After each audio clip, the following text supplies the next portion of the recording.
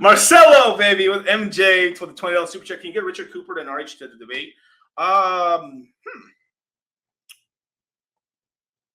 see what I can do. Interesting. I'll work my magic. We'll see what we can do, man. Hit the like button, subscribe, hit the notification bell, you guys, and join up to the Citadel where we talk all things crypto, man. This is going to be we're building up a new chat group. You can buy it here at cultivatecrypto.com/product and stuff. Here's in the link. And man, this is where we're going to give a lot of the alpha. You can ask me and Charlie a lot of questions and stuff like that. And it's a way for you to also get a discount on the future crypto mindset courses.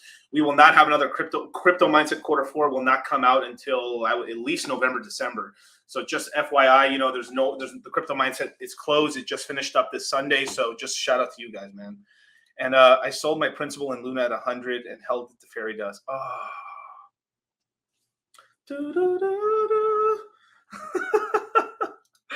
Yeah, man. Let's see, Franklin, get RH or well, hey, this is something you guys don't know. I've actually hung out with academics, man. So we'll see what's up, man. I mean, I was hanging out with him and then I shouldn't say, I won't say his name, but I was hanging out with academics and a top level guy inside of Spotify and stuff with me and Fresh and stuff. We were hanging out at the clubs and stuff a couple times. And, Academics is a cool dude, man. He's exactly how he is on camera, man. Shout out to DJ Academics. He's a cool ass dude. And his buddy as well. I mean, he was, we were celebrating a friend's birthday and stuff, but, yeah, man.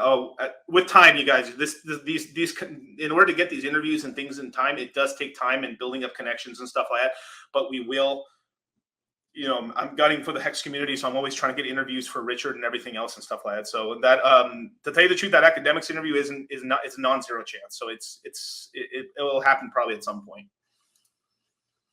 Yeah, shout out to Franklin, man, my dude, bro. Let's keep looking. I think I missed a bunch of super chats and then I'll get back to it. Oh, King of Jacks, man. Hey, Miguel with the $20 super chat. What's the deal with PulseCon? Considering heading out there, but I've been hearing some sketchy things about Yeah, dude, that shit took me. So I had no idea that was going on with PulseCon. Obviously I'm not gonna try to take sides and anything with anything with PulseCon and everything, but T Money's always been cool to me and everything like that. I didn't know anything was going on. I was actually going to speak at the event.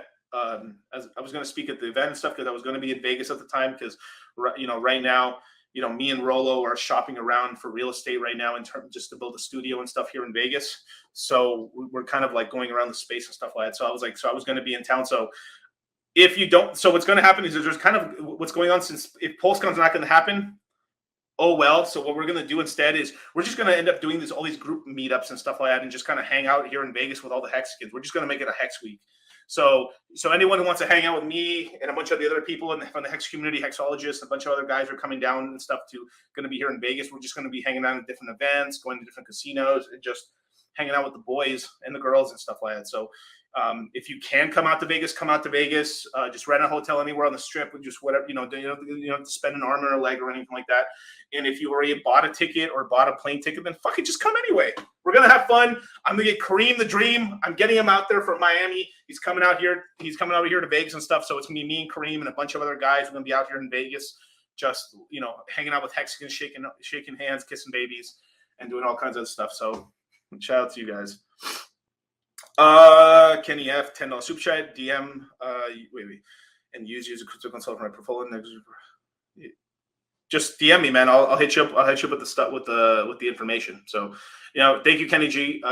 Kenny G. Wow, Kenny F. Sorry, Kenny F with the $10 super chat. Yeah, just DM me and then I'll get back to you this afternoon, basically. So, yeah, man. Let's see, DCC, what's your thoughts on Icosa and Watsa NFT app? I think it's a cool idea. I mean, to tell you the truth, it's a game of chicken for the most part. I mean, the way I would play it is I would at least just get some. Fuck it. I mean, let's play. If you're gonna walk on ice, you might as well dance, right? So what I would do is probably split it. Whatever you thought, I'm gonna invest this much, split it into 4 or 10 NFTs. And then hold them for the long term. So that way, if you ever need to take some of that Icosa, dividends and stuff after holding it for a couple months or a year or 2 years, you can take it.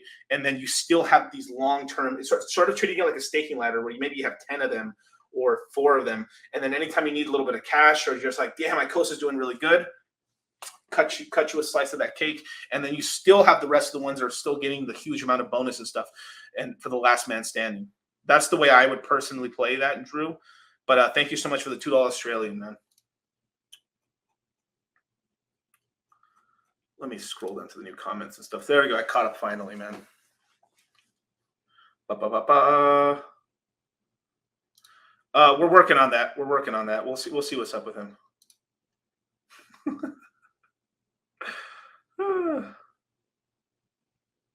Let's see. What the hell did I miss? Quite a lot, sir. Quite a lot. Demon Voice, DCC.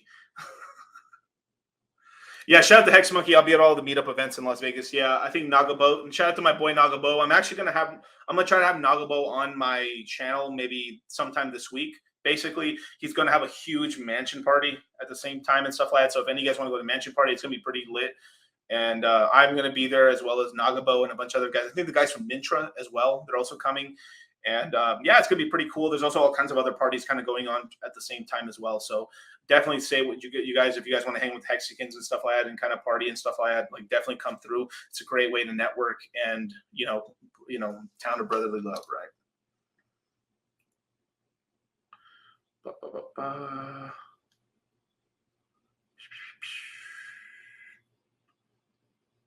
Definitely.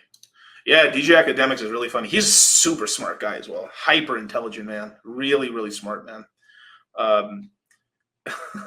We met a couple rappers together and stuff like that were pretty damn, dude. Like Diamonds, man, dude, damn. Like A Boogie with a hoodie, man. When we met him and stuff like that, man, holy shit, dude. Like his when he was wearing diamonds, man, that's the shiniest diamonds I've ever seen. Like, so from the side though, like from the side when you see him from far away, you're like, oh wait, that guy has diamonds on. But when he faces towards you, holy shit, man, those things glowed in the dark. How like white and shiny they were. Those like some of the dopest diamonds I've ever seen. That was insane. Yeah, man. Let's see any more comments and stuff. Oh, did I miss a super chat? Who's super? If you guys type down what super chat I missed, I'll definitely go to it right now. Who's super chat did I miss?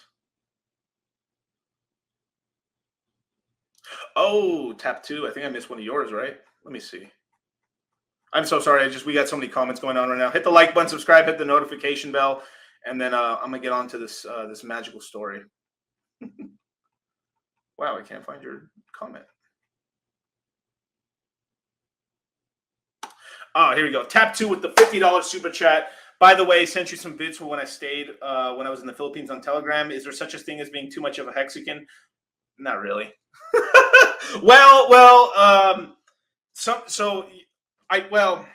For the most part, no. But there is a little thing where like just because you're such a Hexican doesn't mean you can like treat people really badly. In terms of just like you stupid, you dumb dumbs, all this shit. Your guys are fucking losers. You guys are gonna do like you're not gonna onboard more people with like vinegar. You know what I mean? I mean, if obviously you can give a warning to people. Hey, man, what you're doing right now is probably not good for you. But come on, dude. Like it's you got to sort of play it like that. You got to play it more smooth and with some game and stuff like that in order to kind of onboard people into Hex. That's kind of like if I had to say one negative, that's the one negative is just like.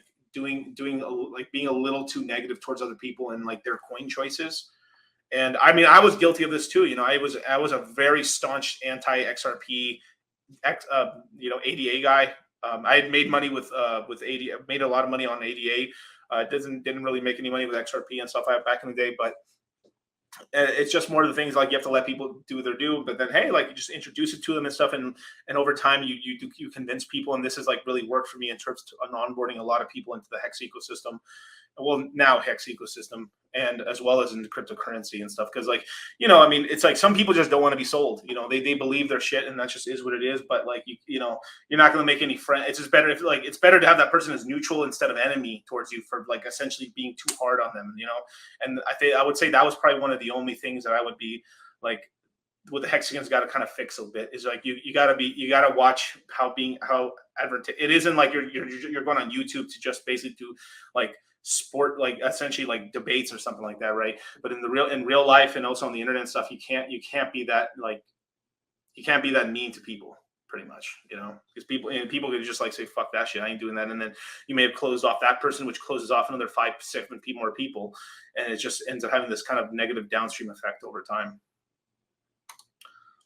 Mr. Got Plenty, shout out to Hex God. Hex is Blessed Eye Bags. What coins in your GameFi portfolio? Although the one that I'm talking about right now is Illuvium. Definitely, I'm looking at the Illuvium price right now.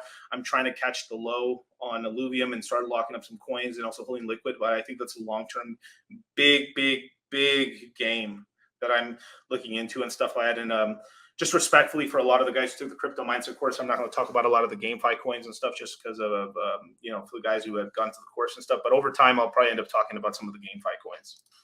But I think that's about it with the super chats.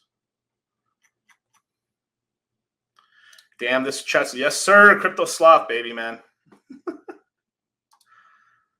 Yeah.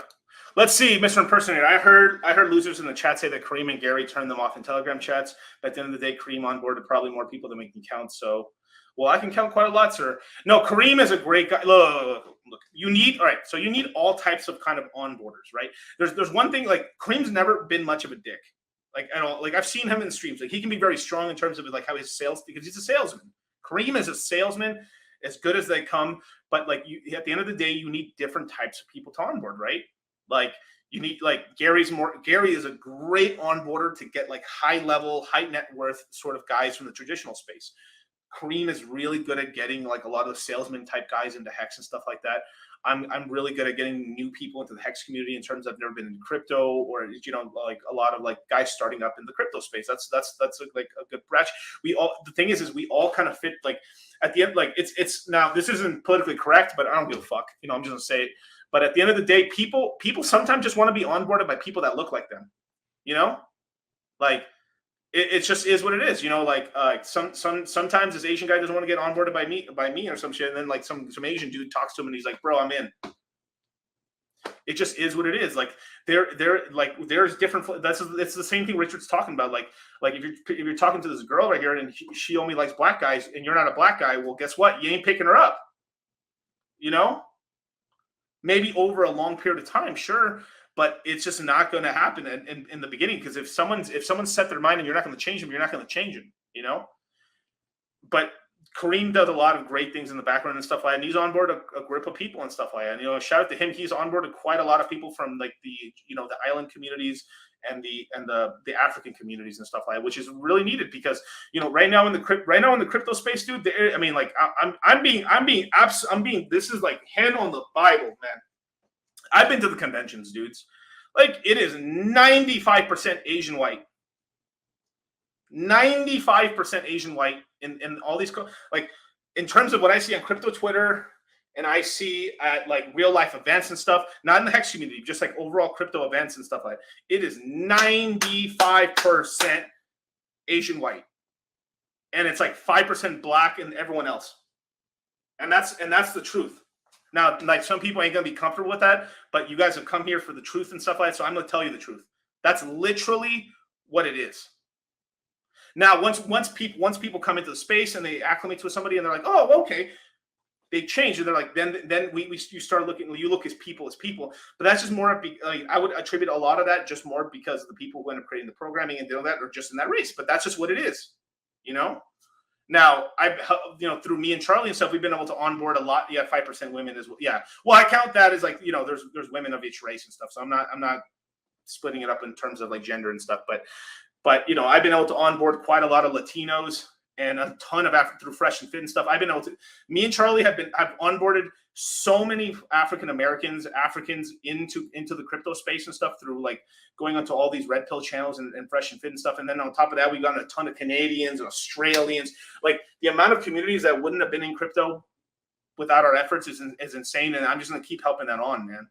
So in the future, I'm gonna tell you guys something that I'm gonna be doing in the future and stuff like that. Crypto Mindset will be in Spanish at some point next year. So one thing that I'm planning to do is we're planning to launch the courses in different languages over time and stuff like that in order to onboard more people from different segments of the world into the space, And yeah, shout out to my boy, Crypto Sloth, bro. Yeah, it's CMC alumni, baby. That's right. Yeah, shout out to my boy. Let's see. I'm black, and you onboarded me to crypto. Yeah, I mean, I did it without doing the old Richard Hart slang and stuff like that. And actually, no. As a matter of fact, let me talk about some more uncomfortable.